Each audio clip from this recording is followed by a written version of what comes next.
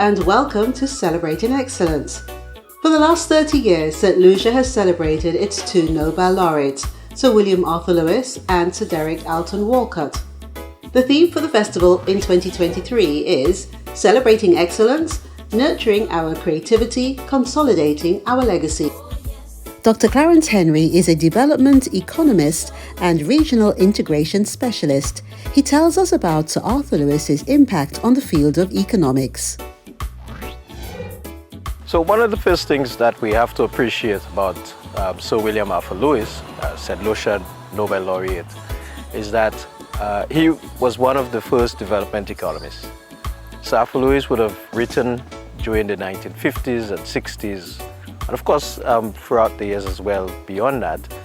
But during the time when he wrote, there was something specific happening. You had the emergence of several countries that were coming out of the colonial era.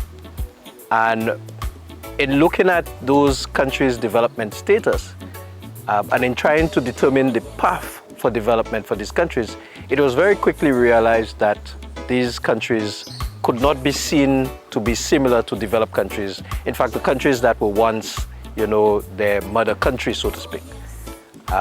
They were not industrialized. They did not have the sort of natural resource endowment. They had high levels of poverty, unemployment. Their savings rate was not significant. I mean, when you compare that to the realities of developed countries.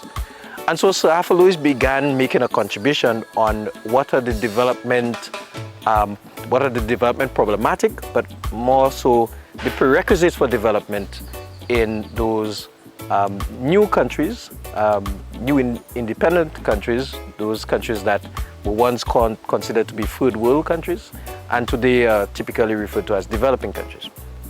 Arthur Lewis' prescription for economic development really still relevant today as such prescription would have been relevant 70 years ago.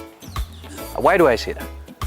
I am saying this because fundamentally, to address our problems of low growth, low per capita income growth, and the broader development issues that we face with, you still need to address the channels through which economies grow, which means that you need to still appreciate what are the fundamental challenges that faces an economy, prevents growth, slows down development.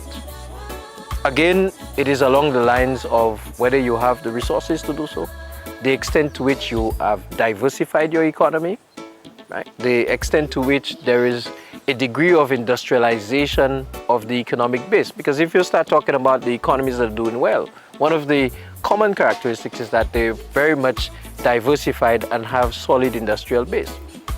These were Arthur Lewis prescriptions, so they're still relevant today. What it means for us to moving forward, because Caribbean economies cannot continue growing at 2% or less. Caribbean economies cannot continue to exist with high levels of unemployment, especially among the youth, where youth unemployment tends to be twice the average of the national rate of unemployment. Caribbean economies cannot continue to be uncompetitive in the global market. And so one of the prescriptions that I think we need to go back to very strongly is that of the advancement of regional integration. Regional integration provides that basis for addressing the smallness of our economies. It provides the basis for addressing the lack of resources we have. It provides the basis for industrialization because of the fact that it creates not just the sharing of resources, but the larger market space for exporting those newly produced goods. Arthur Lewis was a promoter of regional integration on the basis that he really believed the West Indies Federation, which was established in 1958 and came to a abrupt end really in 1962, would have helped catapult, if you like, the region's economic development. And when that failed, he thought, well, why not the small colonies, the Little Eight that he made reference to, the OECS countries and Barbados, why don't they come together and become a regional grouping to create that prospect for benefiting from a larger market size and more pooling of resources. So Afro-Louis was correct about that. And I think that fact remains today, despite the fact that, of course, you've had the COVID challenge, despite the fact that we still have much to do in implementing regional integration initiatives. That doesn't change the reality that you still need to go back to regional integration. And I think Sir Afro-Louis ultimately remains one of the most accomplished development economists in the world. And we have to move from the standpoint of just talking and celebrating Sir Afro-Louis, and actually implementing what he has prescribed for us to move forward. I think Sir Afro-Louis would be very happy. I guess you can't be happy in death, but I'm sure if there's possibility, he would be happy to see his prescriptions being implemented in a very thorough manner. Thank you to our sponsors, the Government of St. Lucia, the Bank of St. Lucia, Labrie Cooperative Credit Union, Flow, and DD Media Relations.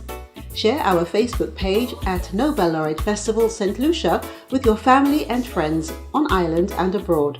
I'm Delia Delore. Goodbye.